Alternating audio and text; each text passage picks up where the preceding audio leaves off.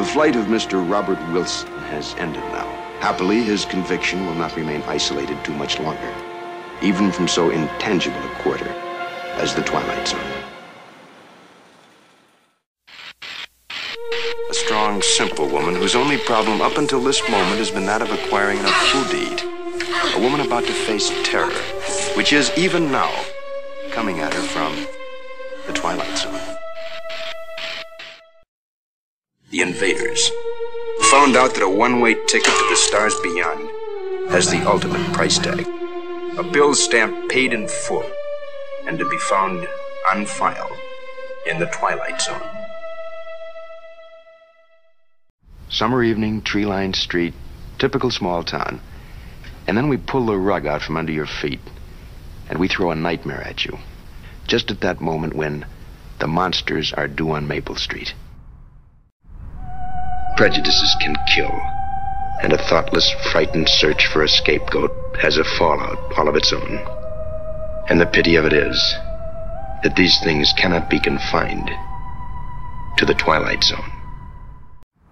Two people facing the future with confidence, having escaped one of the darker places of the Twilight Zone.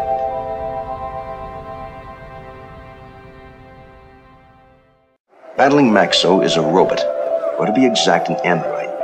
Definition, an automaton resembling a human being. Only these automatons have been permitted in the ring since prize fighting was legally abolished in 1968. Portrait of a losing side, proof positive that you can't outpunch machinery.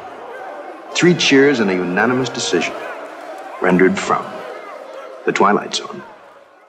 Behind a tiny ship heading into space is a doomed planet on the verge of suicide. This is a story that takes place on the eve of doomsday. Ahead lies a place called Earth, the 3rd planet from the sun. It's the eve of the beginning in the Twilight Zone. Witness Mr. Henry Bemis, a bookish little man whose passion is the printed page. But in just a moment, Mr. Bemis will enter a world without bank presidents, or wives, or clocks, or anything else. He'll have a world all to himself, without anyone